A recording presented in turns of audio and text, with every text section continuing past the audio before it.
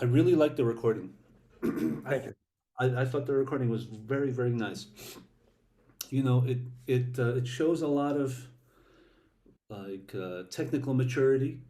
It Mhm. shows a lot of control over the technical elements of the piece. It has a lot of beautiful, really, really beautiful moments. So I'm not going to talk so much about like the technical things, but maybe we can go inside and try to see if we can improve the little musical interpretive issues. You know, Yeah.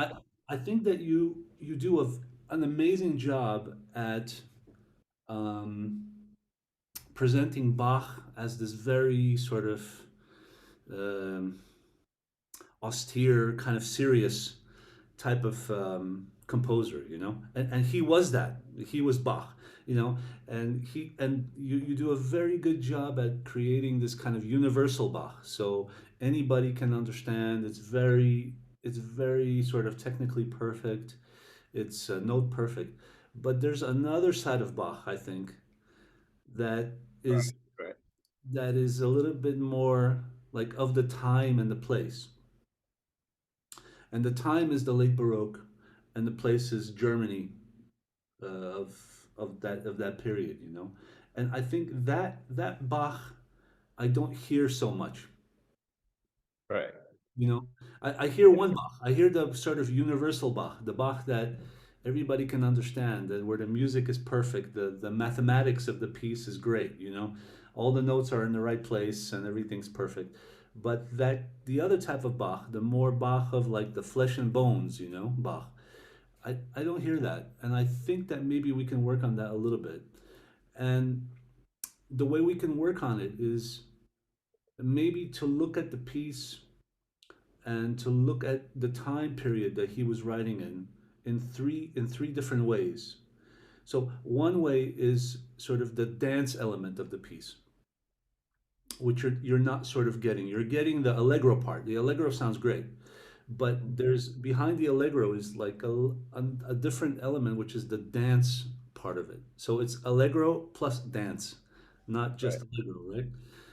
The other thing is the rhetorical element of it. Rhetorics. We'll get into this later in more detail, but I'm just going to sort of talk about things in general.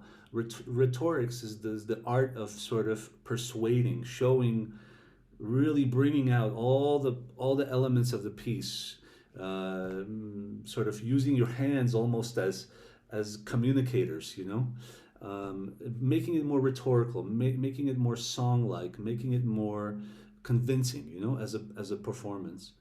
And then the third thing, which I noticed that you're not doing, but it's very much Bach, and it's very much the time and the place for Bach, which are ornaments. Hmm. and and ornaments are an extremely important part of the of the of the Bach playing process. I think if you're playing the music without the ornaments, and I don't mean to add ornaments where they're not appropriate. I mean to add ornaments where they're very, very appropriate to the piece, even if they're not written out. You know, even if they're not written out, they sort of the music asks for them, and that's part of the music as well. You know, the performance practice of it.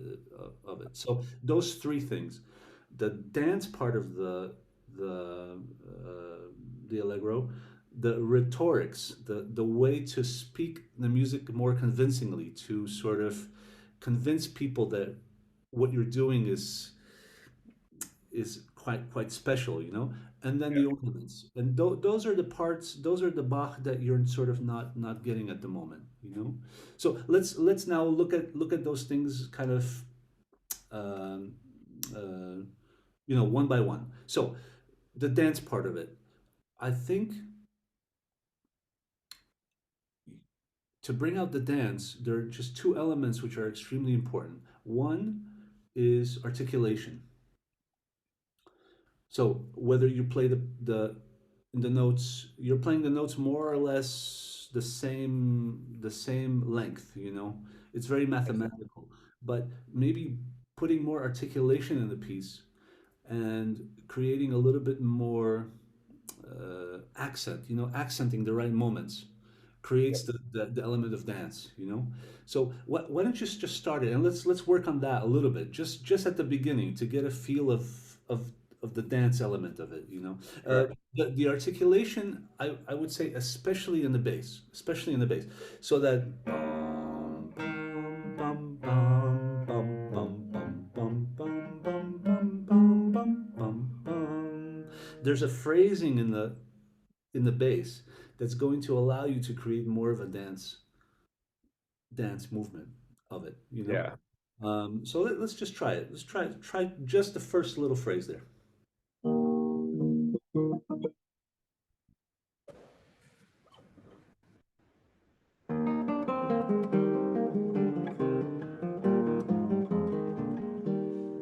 Yeah, that's pretty good. I mean, this is really more of a courant, right? So you probably want a little bit more,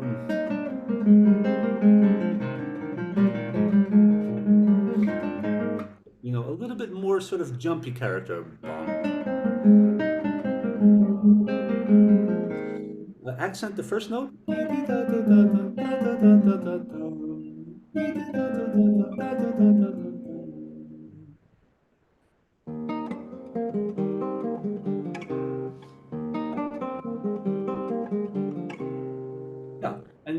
just dance with it, right? Bum, ba, da, da, da, da, bum. The first note, the first really strong downbeat that should happen is in measure four. I don't know if you're thinking of it in 3/8 or 6/8, but in measure four, where you're playing this, Mhm. the where it's G, E, and then A in the bass, right? Because that's a kind of natural um, uh, a natural cadence, right? So Mhm.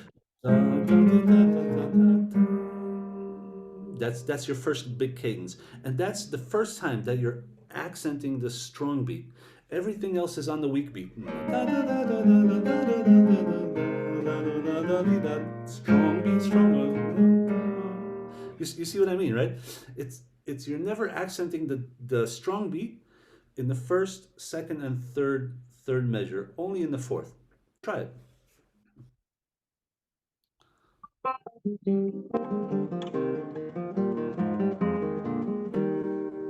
That's right. Now it sounds a little bit more dance-like. Exactly.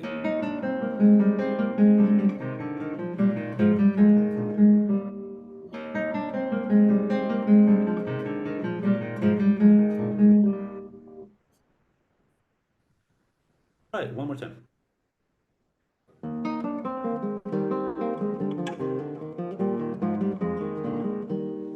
Exactly. Exactly. Really much more dance-like. And when you Right. get to these moments,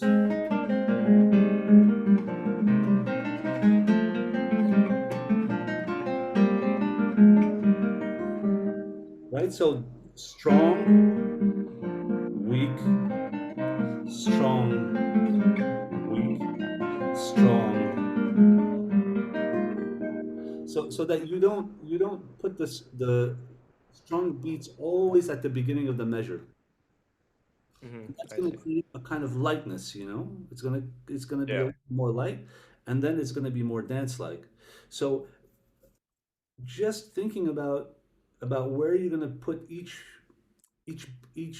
accent, you know, each sort of stress is going to be very important for you. Yeah. Trying to play the Bach of his time, you know, rather than the Bach of just being very careful and very sort of symmetrical and mathematical. The other thing is P is that I would say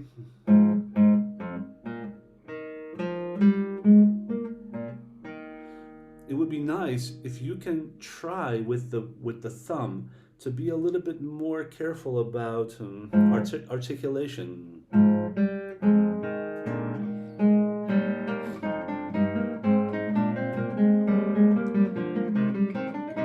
You see how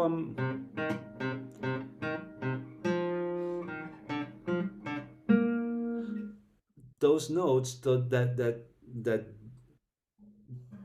B, D, B is are short. This is measure 6, 7, 8. Measure 8, for example, right?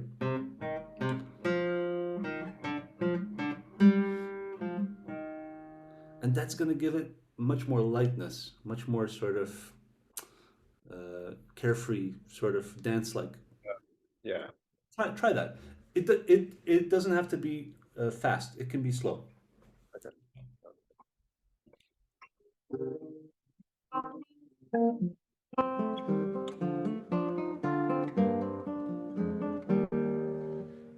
That's it. Try it one more time.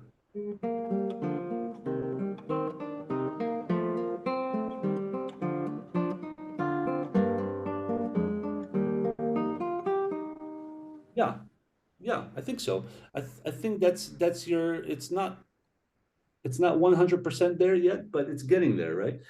To get that kind of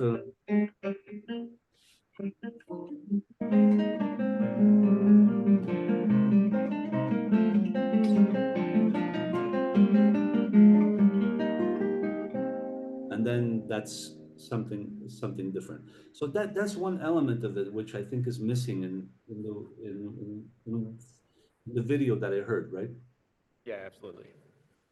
The other thing is the rhetorical. element of it, you know. So rhetorics, I don't know if you've studied this concept, but um, during the Baroque period, the composers were very conscious about creating rhetorics or a certain way of saying things. So, for example, if I'm, this is not the right, actually the right example here, but if I'm playing something falling,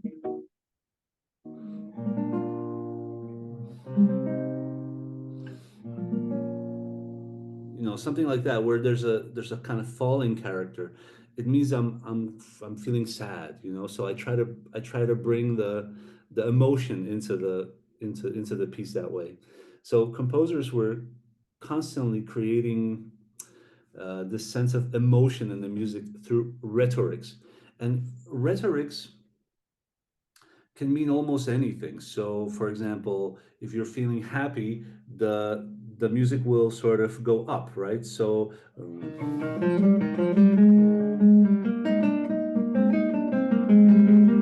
or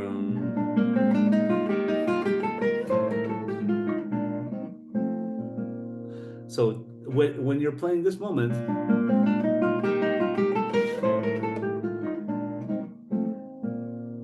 it can't really be.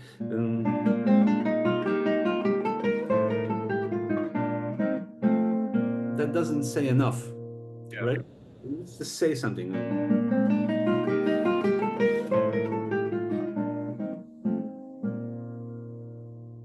That's what I mean by, kind of rhetorical playing. Another aspect of rhetorical playing is playing sections, you know. So if you're playing, for example, the beginning section here, and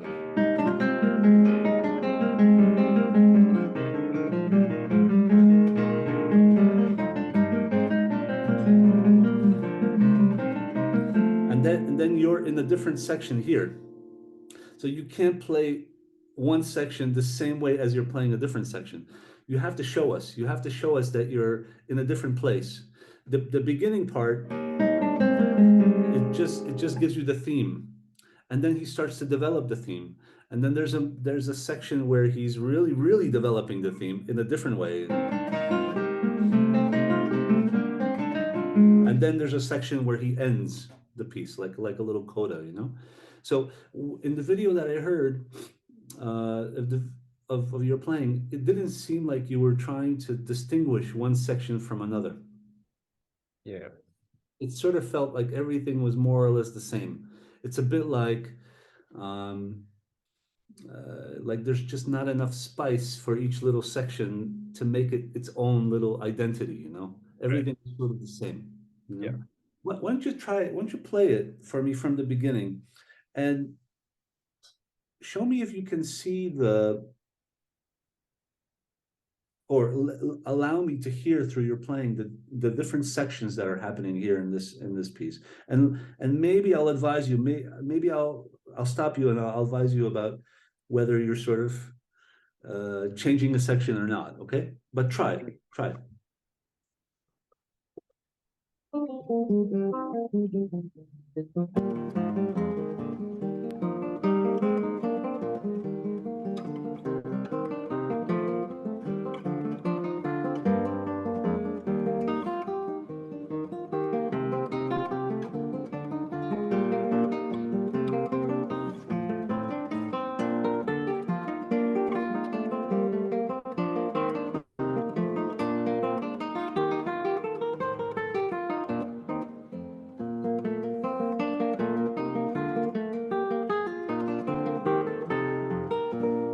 Exactly, right. Exactly. So measure 27 to the end of that section, it's is like a coda, right?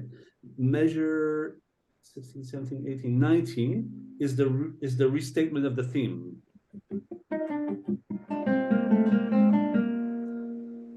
right? In a different key. So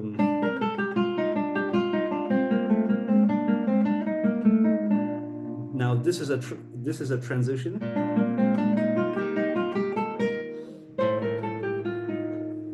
cadence. Sorry, coda.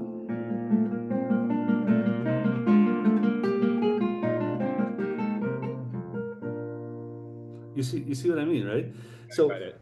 so when you're playing measure, what is it, 16, 17, 18, 19, you have to make it the same as if when as when you're starting.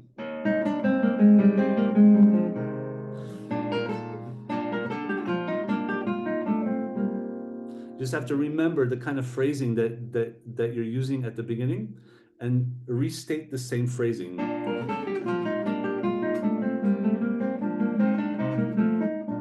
Now this is different.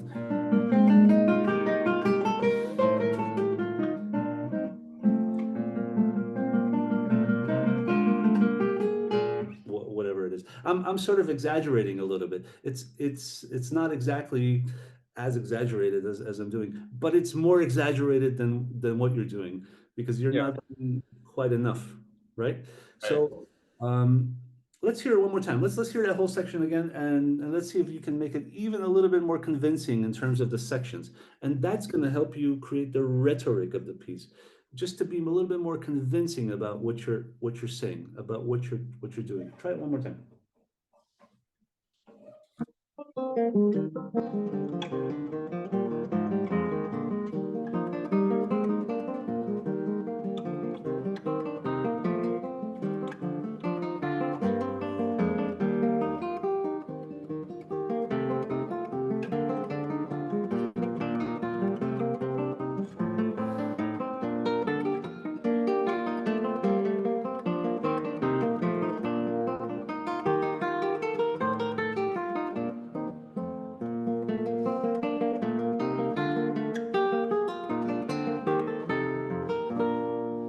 Yeah.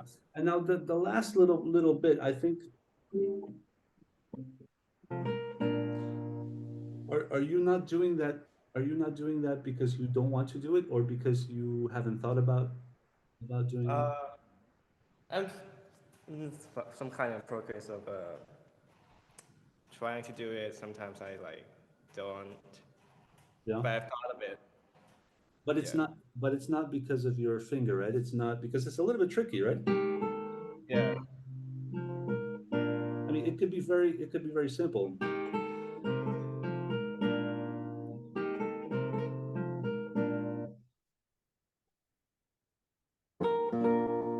One more time.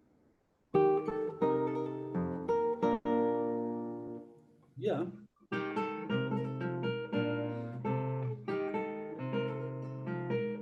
I mean, there's a lot of different ways, right?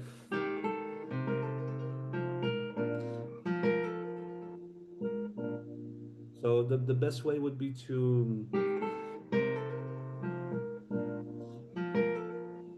accent,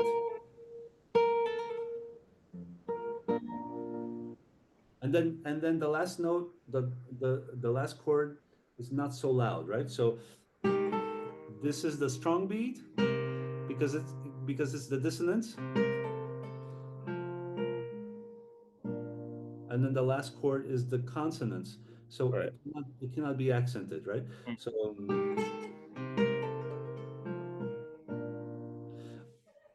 try it.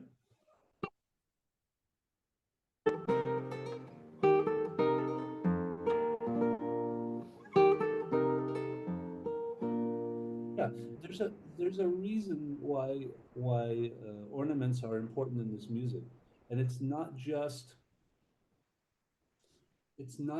it's not just a matter of like preference, you know. It's not like, okay, well, you know, I'm not going to be so fancy. I'm going to erase all the potential ornaments here because I like how the music sounds without the ornaments.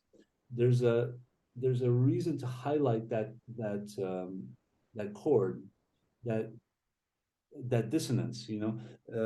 A lot of tension in Baroque music, especially Bach, is created when through harmonic tension. And when you create harmonic tension, you want to put a little bit more emphasis on the more sort of dissonant harmony. And in this case, it's this chord, and that's the resolution, right? So the reason why we put ornaments is not just to ornament, to make things more beautiful. It's to make things a little bit more understandable, and that's part of the rhetorics of the piece, to make it more understandable, to make that chord more understandable as a dissonance, as something which needs to be resolved. So it's not necessarily a just a choice. Sort of like if I tell you, well, today I feel like wearing like a bracelet. Or today I feel like wearing my hair this way or my hair that way, or today I feel like wearing like a really nice jacket or whatever. It's not a choice. Like when you look at ornament from the point of view of, let's say, dressing, or putting on an earring or whatever, that's a choice. But in this case, it's not so much a choice. It's Right. creating tension. Without that ornament, you don't get as much tension in that chord, or you don't put enough emphasis on the chord, uh, as as when you don't. So, for example,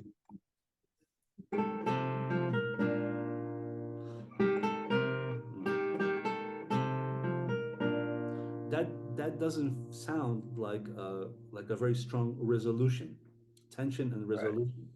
But if I, sorry,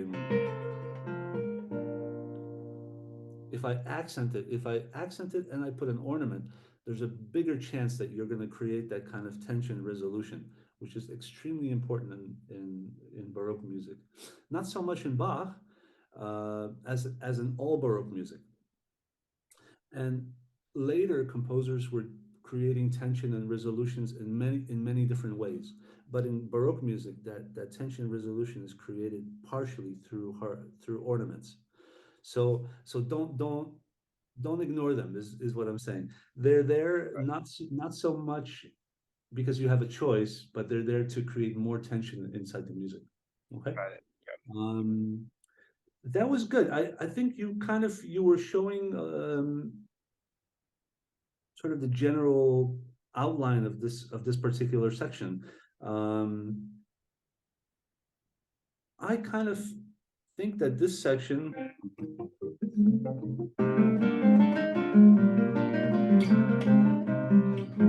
sorry,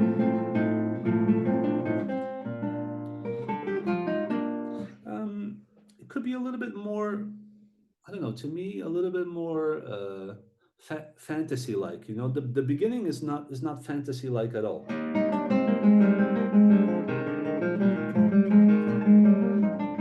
It's very straightforward, and this section is very straightforward too.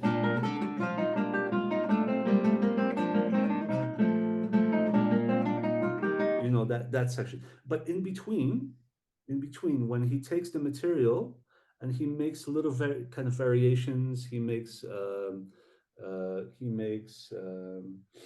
counterpoint, or he makes this. It can be a little bit more free, a little bit more um, fantasy-like. So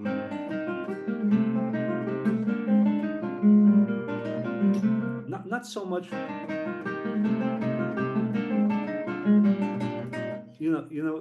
You see what I mean, right? It can be a little bit more different. It can be a little bit more, I don't know, a little bit more fantasy-like. I don't know if you understand that, but um, Yeah, they got it. yeah, try it. Try to create. Try from the beginning. Make the beginning a little bit more sort of uh, focused and very sort of quite serious. Still retain the dance, right? But then in the middle of the piece, try to create more fantasy. Try to create more originality. A little bit more. Put yourself in the music a little bit more. Okay. Sure. Sure.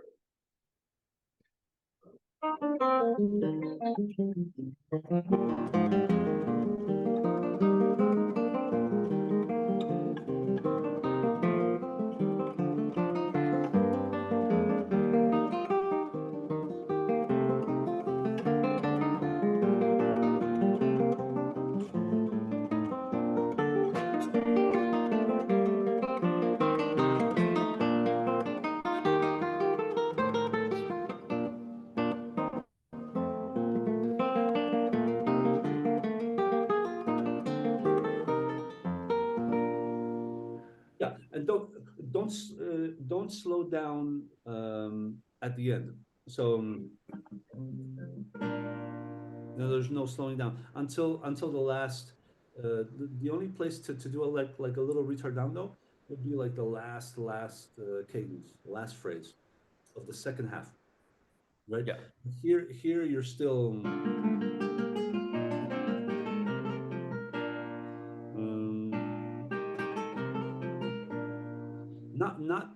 not very loud, a little bit less, but not slowing down. Okay. One more time. I think that's good. I think I would even be a little bit more, I don't know, a little bit more brave here.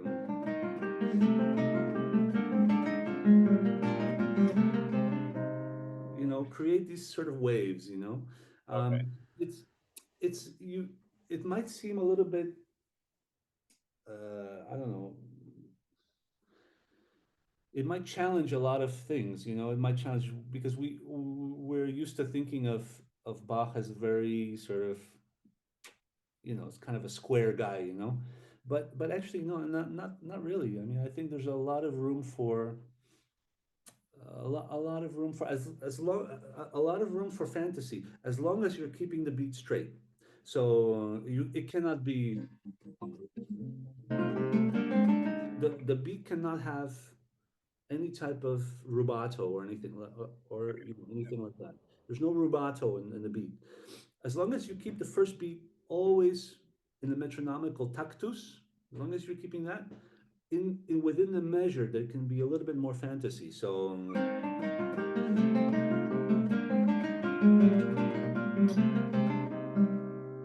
you see what I mean, right? It doesn't have to be,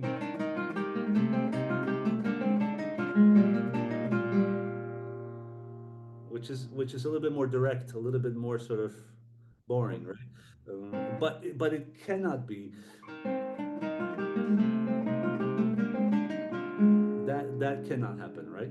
So there's a way to create a little bit more variety in the rhythm of what you're doing without going into the rubato element, but also not so strict, not so super strict. It's somewhere Right. in kind of Goldilocks zone, in the Yeah. middle, a little bit in the middle. Try that whole section again, and let's see how it comes out.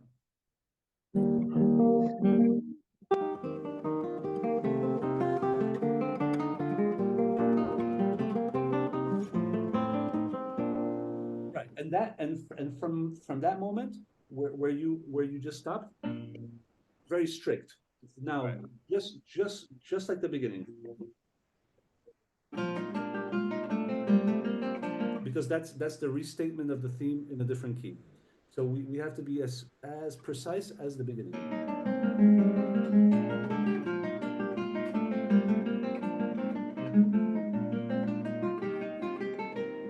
right? That was good. That was good. One more time. I would say, um,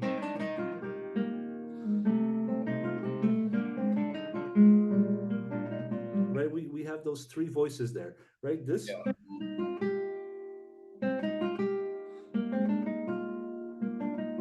and then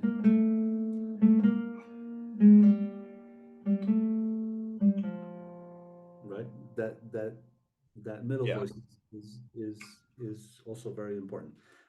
One more time, V. One more time.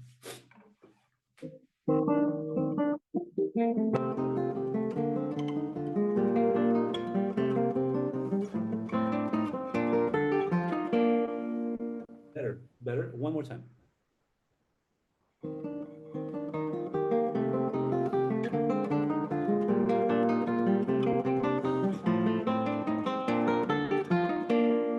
Exactly. Yeah, exactly. Very, a little bit more playful, and then bam, different, different. You know, ver, variety is something extremely, extremely important in this music. Um, your video, when I watched it, I said, "Wow, what a fantastic playing!" But where's the variety? Where's the fun in the performance, right? Where's that little bit of fun? So what I would what I would what I would encourage you to do is to think in those three ways. One, just to sum up what we were talking about before. One, dance. The whole piece is sort of the Prelude Fugue and Allegro. The prelude is very contemplative, very thinking about thoughts. The fugue is very different. It's much more sort of spiritual. It's also very centered in a way. But the allegro is a dance. So if you're playing the whole piece, you have to show those three different moods in the music. Got it. Forget about the fact that Baroque music is supposed to be dry and the harpsichord and all that stuff. Moods are extremely important. Extremely important in this music. Emotions. The second thing is the rhetorics of it. How are you going to convince your audience about what you're doing? Convince them about where you are in the piece. Convince them that you know that that the piece is made up of different sections, and each section has a slightly different point, has a slightly different reason for being. So the first little section is very like this. The second section, the more developmental section, can be a little bit more fantasy like, right? So convince. The third thing are those ornaments. I think they're so important. Don't think of them in the second section, especially when you're ending the second section, right?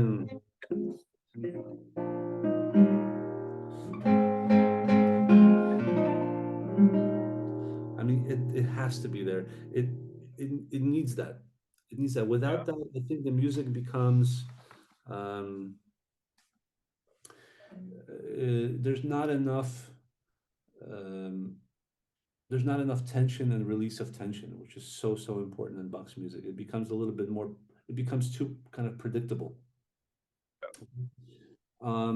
So we have some time. We have like 3-4 minutes. Do you because my time is my time is going to run out. Do you have any questions for me? So yeah, like I actually agree with what you say, like completely. So my question is like, I'm trying to like differentiate those things, and sometimes my tempo dynamics like fluctuates too much. Uh-huh. And trying to exaggerate it too much. Yeah, maybe. I mean, one of the things that as you grow older, as you mature as a musician, you become aware that subtlety is extremely different, extremely difficult to achieve, but very important to achieve. Subtlety. When I say exaggerate, I don't mean exaggerate like a clown would exaggerate in a circus. I mean just give it enough so that people feel the difference. Part of that is working on little details. So if you try to bring it off with too much flash, or too much volume or anything like that, that's not going to work. You have to work within a very small containment field, right? That's more or less what you're asking, right? Yeah. Um, tell me what you mean by exaggeration. What would be an exaggeration for you? So for example, like if I trying to bring out the, the third voices, like the middle one.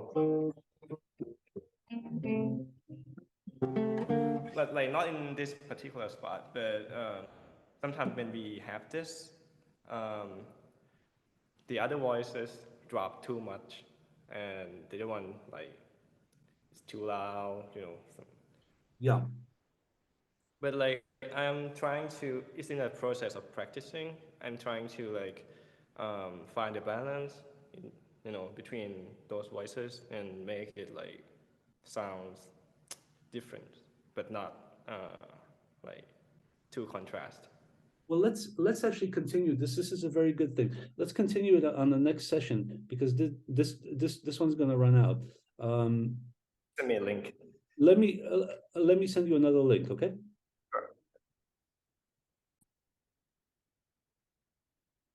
So you were saying about the about how not to exaggerate, right? Is that the Yeah, like can be how can I practice or when on the stage, when I get a little bit nervous and I think about that thing, yeah?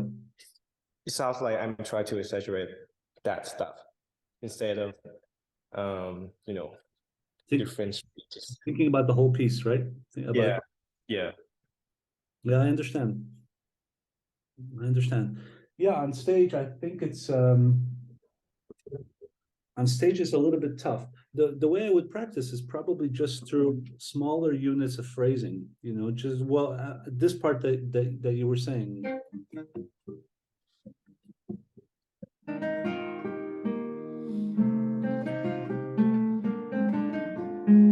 or you can never really exaggerate if you're thinking about the intervals. So intervals that are close together.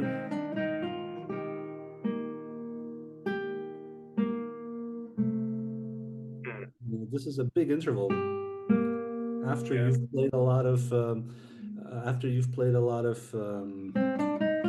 scales, a sixth is actually a kind of a big interval.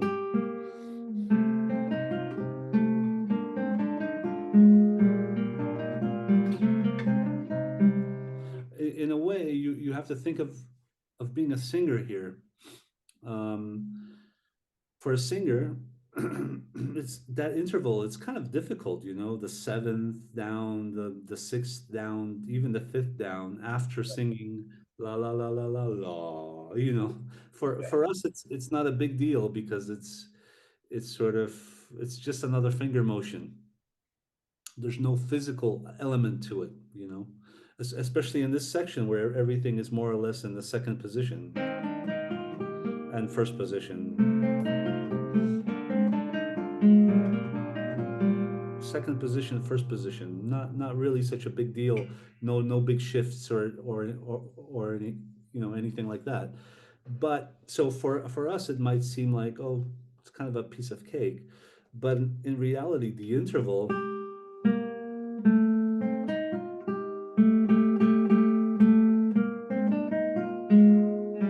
So one way is just not to think of it in terms of, oh, I'm in this position or I'm this position, and next I'm going to this position. Think of it the way a singer would think of it. Um, that's a close interval. That's an easy interval, and wow, that's a big interval. Here, I have to really make a big change.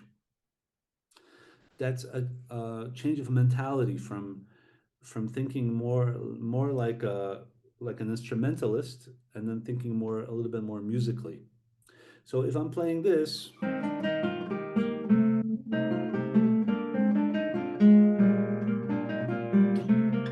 okay, that's exaggerated. Okay, I would never play that like that on stage, right? Because that would be very strange. But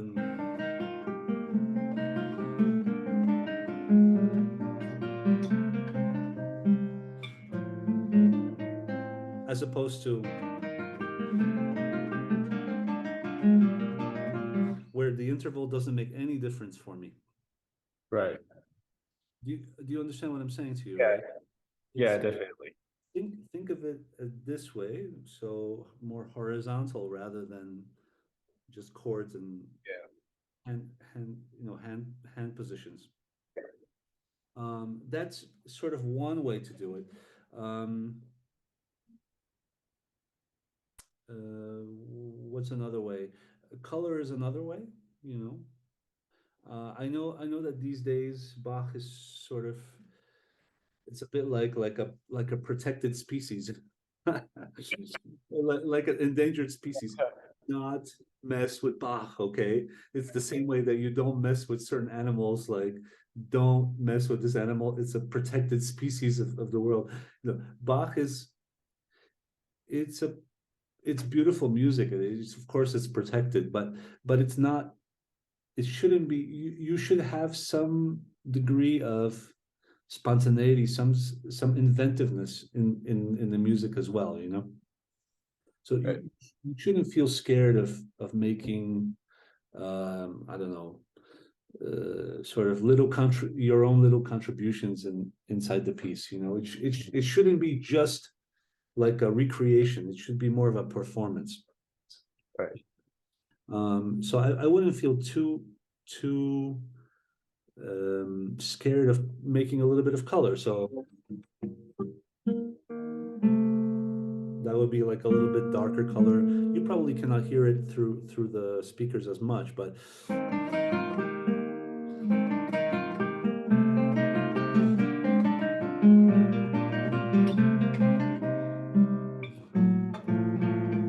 well, yeah, that's a difficult shift, but it's the color. I'm using a slightly different color on the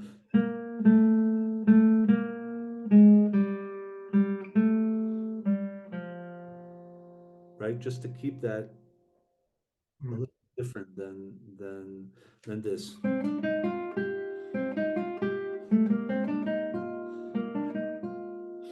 And the bass, the way you can distinguish the bass is simply by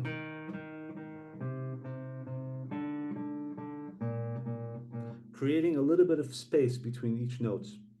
Not,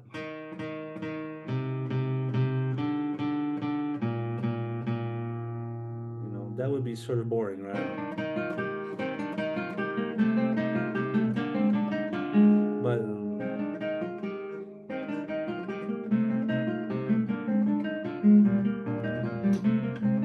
and the space allows you to be a little bit more dance like anyway.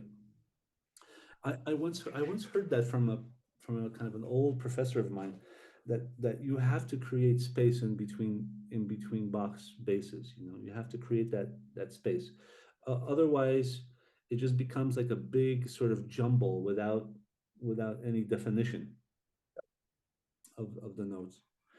Um, what else, Pete? What else bothers you about this piece? What are the challenges? Speaking of color, Yeah. um, remind me of like, there's a lot of arguments about like adding slurs to this kind of stuff, like in Bach Street or playing Bach on guitar. Like, should we do slur, or especially for this because it's originally for the harpsichord, right? No. Oh, it's Yeah, original. It's for a very strange instrument that looked like a harpsichord, but what they did is they put cloth in between the harpsichord has these things. yeah, Yeah. So these things, which are usually metallic on the harpsichord, they put cloth on this, and when the mechanism plucked the string, the cloth made the sound a little bit more sweeter, a little bit more lute like. I see. So the if you listen to a few, there have been some recreations of this instrument for in modern times, and there's some people, I think on YouTube you can find some recordings. It's very interesting. And Bach owned two of those instruments at home when they made a revision of all his objects at the end of his life. Well, I mean, when he died, they went through all his things. And they made a list of all the things that he had, and he had two of those instruments. So he did play that instrument, and it's a harpsichord, but it's meant to create the sound of a lute, right? That's the goal. So what does it tell you? It tells you that they were very interested in color. Why would they make a harpsichord that sounded like a lute? I mean, that's a difference in color, right? The color of the instrument. So they were very interested in color, and they would probably not say, well, you have to play everything the same color. We don't want that. We want, you know. So I think it's okay to experiment a little bit with the color in the piece, you know. I mean, I wouldn't exaggerate. I wouldn't exaggerate because the guitar is a very sensitive instrument. So when you exaggerate the color, it becomes even I don't know, a little bit cheap, a little bit strange, a little bit too romantic, a little bit too extreme. Everything in this music is about subtlety, is about the small differences that you can make. So if you're making a color difference, even on the same passage that were, or maybe a different passage, but sorry,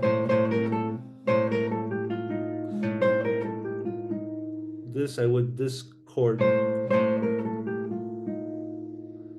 you know, play more brightly than than the descending passage, but not, you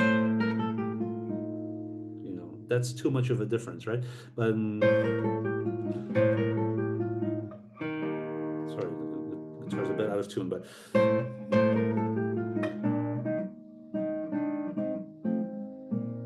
and the cadences are a special thing, and the cadences should be also a slightly different color. So if this is the color that I'm using to create that harmony on the very highest note, then the cadence,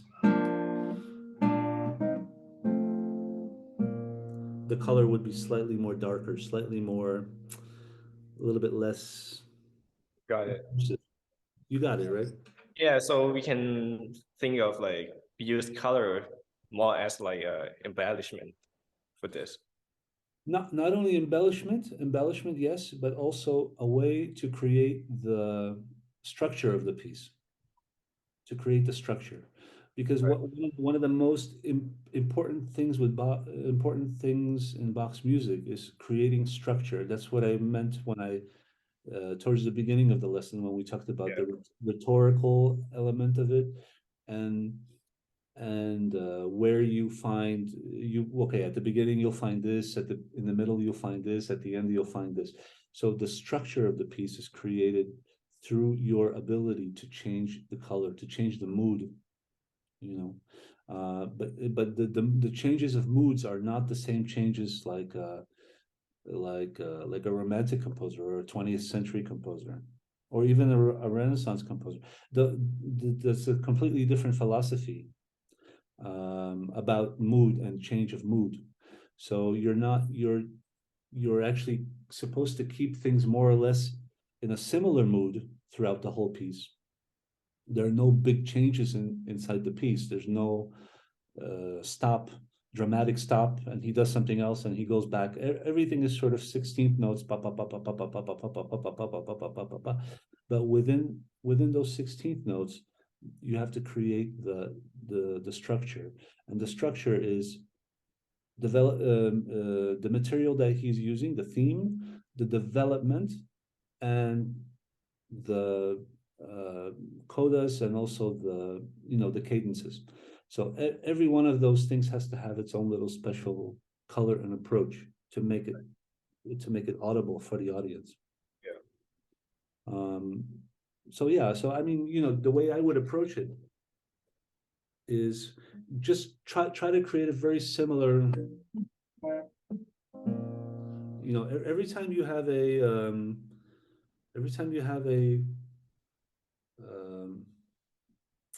a cadence. I mean, there are cadences everywhere. In measure 4, there's a cadence. In measure 26, there's a cadence. In this is sort of a cadence.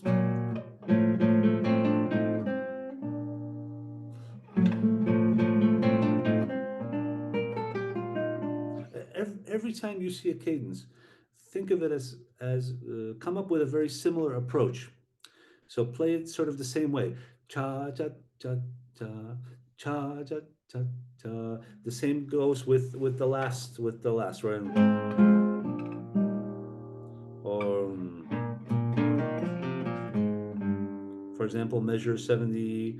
Sorry, I'm jumping back and forth because um, I mean, there's just so many. For example, a famous one here is 53, 54, 55, right? That's another cadence. So every time you know that there's a cadence, create the same sort of feeling for it. You know, da da tam tam. It's the middle chord that's gonna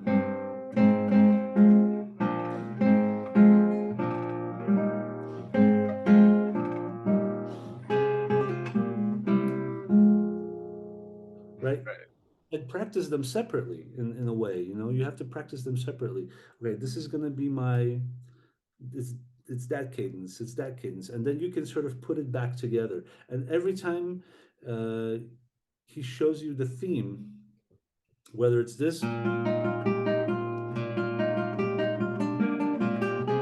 is actually a secondary theme that opens the section, the second section, which is connected to the coda of the first section, right? Because if this is the coda of Oh the first section,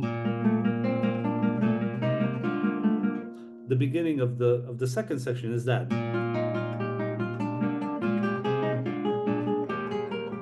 That's why I sometimes wondered when I was a when I was a student, we used to do so much analysis of Bach, and I thought, why Bach? You know, there's so many composers that are so good. Why do we have to sit here and analyze Bach for 4 years or 2 years or whatever? Is because it's so elemental. It's so important for the music. I mean, more kind of like traditional analysis, you know, like, okay, this note is here, this note is here. What is this related to? How am I going to play? Because if you know that information, you can create, as a performer, you can create the structure of it. You create the structure. So you can relate this idea to this idea.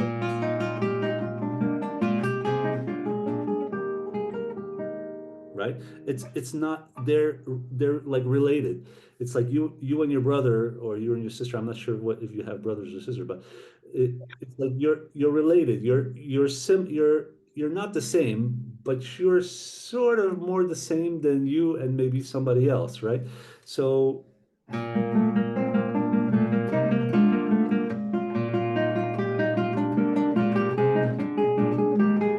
you have to show the similarities. You have to show. Um, you can sort of let Bach just do it, but that's really not enough. You have to show them. You have to show them, right? Is that more or less clear? I mean, is yeah, that? yeah, absolutely. So like I have some more questions. Yeah. Like, Oh, sorry. One second, because you mentioned slurs. yeah, that's what I'm gonna ask you. Like, I've heard that in the 90s, like there's some kind of like a fashion that you shouldn't play any slur like on the guitar rock Yeah. music guitar. But like these days, like a lot of people like change the way they are thinking. Like Yeah. they just add some slurs. This is like it sounds more like natural and flow.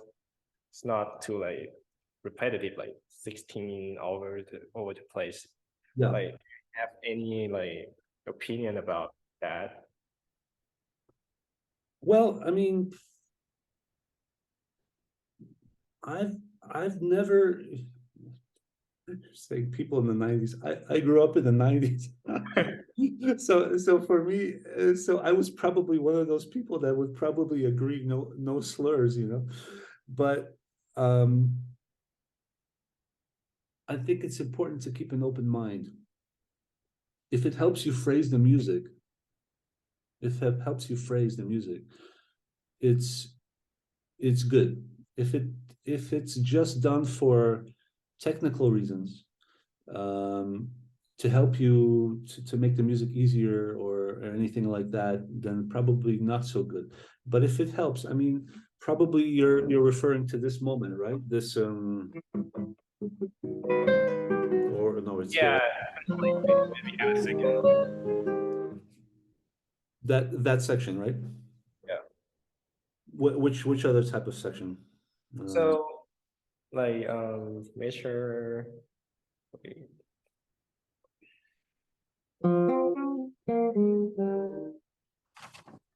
Where's that? Part. It's the Like second part, right? yeah, 27. Star system. Are you using Francoons? You using Yeah, assembly? yeah, Yeah. So like second page, third system. yeah. I see it.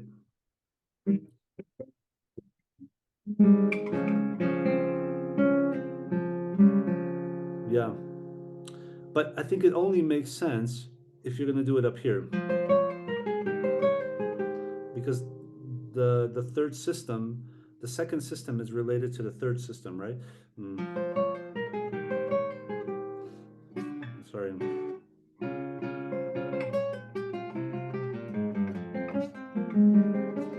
Whatever.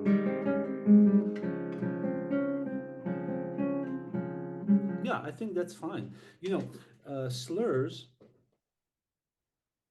would be part of the idea of rhetorics, saying something. You know, Right. saying something. So you're creating some kind of meaning, creating more sadness in this part, Yeah. a little bit more effect. You know, if you don't do it,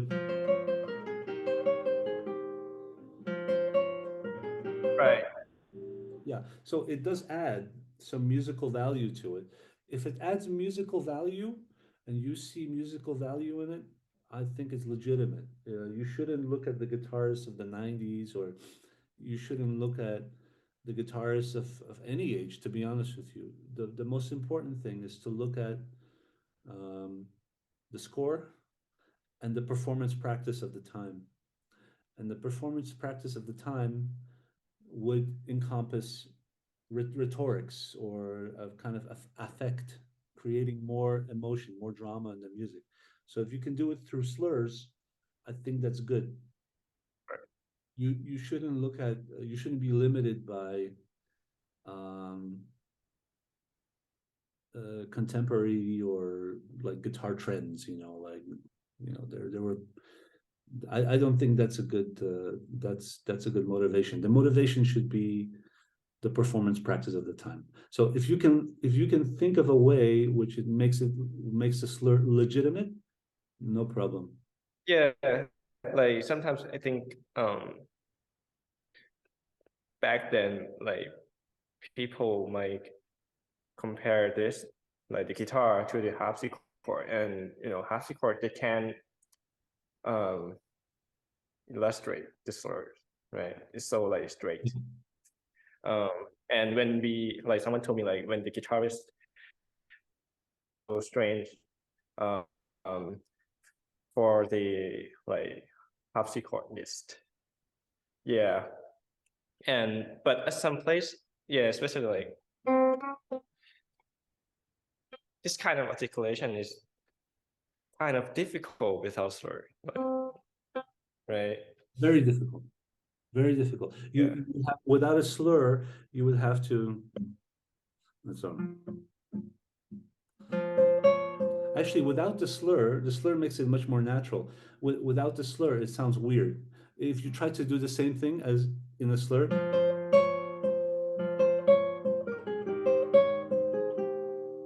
if you try to accent that particular note, right,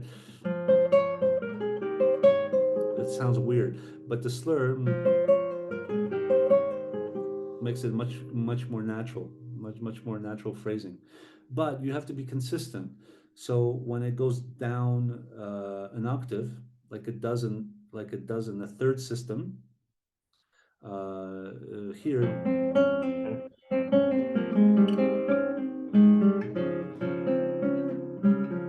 then you have to do it too.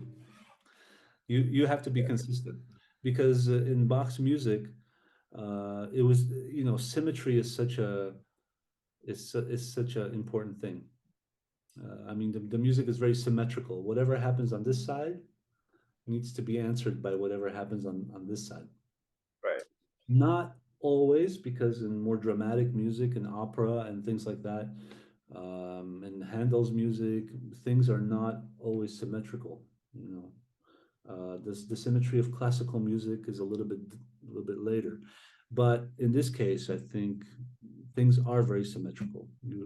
So whatever kind of slur you use in the higher register, in the second system, the end of the second system, then you have to use, and sometimes actually it's a little bit tricky in that section, but you have to be symmetrical.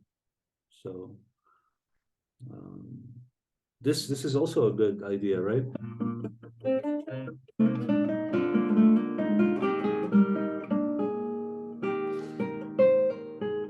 Right, all those slurs, which Kuntz recommends. He puts little dots, right? Yeah. He's sort of non-committal. He sort of like tells you you could probably do it, but I'm not going to tell you to do it. Yeah. But my answer is, if it helps the music, if it helps the stylistic vision of what you have for the music, and if the vision is based on good performance practice, no problem, you do it. You know, Right. there's a lot to learn from harpsichord players, but there's certain things that don't translate. You Yeah. know, I mean, you can spend a lifetime learning from a harpsichord player, but certain things are just not going to be the same at all. Yeah. Anything else, Pete? Any other questions? Uh, I think that would be like cover a lot Yeah, for one session, I that think I'm gonna ask you. it covers quite a bit. Yeah. This piece is just to give you a sort of just to finish up. Um, Bach was obsessed with numbers, and the whole piece is based on the number 3, right? Right. You have in the original what you're doing, which is with the capo, it's 3 flats. There are three pieces. In every piece is basically divided into 3 sections, especially the center. So it's a little bit like, I don't know if you've ever been to a museum and you've seen those Baroque paintings, those triptychs, where it's like if you open the painting, there's a central section, and then there are 2 sections that are on the side. There's one here in the Prado. There's several of them. It's usually Baroque artists were doing this, and Bach's music, as much as it is universal, as much as it is sort of its own thing, he was still responding to other arts and still responding to other things in his environment. I think that this whole piece in general has the feeling of that kind of triptych. Like if you're opening if you're opening a painting like that, and it's actually three paintings. So the central section would be about something, and then the pieces on the side would help you to understand the centerpiece. So in a way, this allegro is related. It's a kind of, it helps you to understand the fugue in a way. And I would always try to I would always try to practice or begin your practice by finishing the fugue in a way. So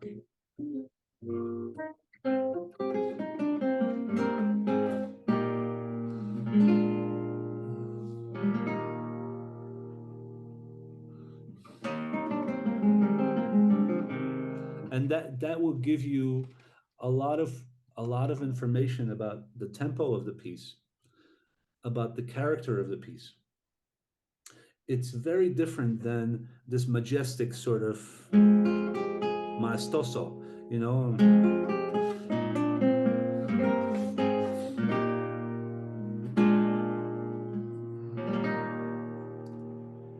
And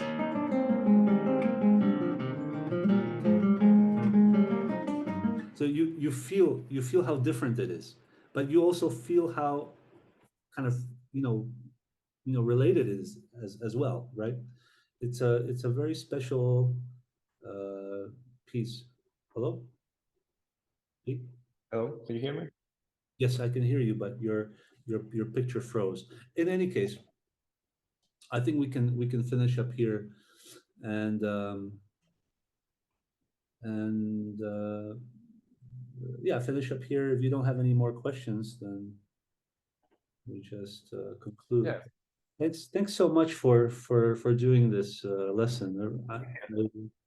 Really appreciate it. So just to conclude it, Pete, try to think of those three things: the rhetorics. Try to relate it to the previous pieces. Don't make it a separate piece. Just really play it in relation to the other pieces. The rhetorical nature of the music is extremely important. Make it dance, and don't forget about those cadences, those ornaments. Ornaments are extremely important in this music. Extremely. Yeah. Got Thanks a it. lot, Pete. I really appreciate it. Thank you. Welcome. Wait, hold on.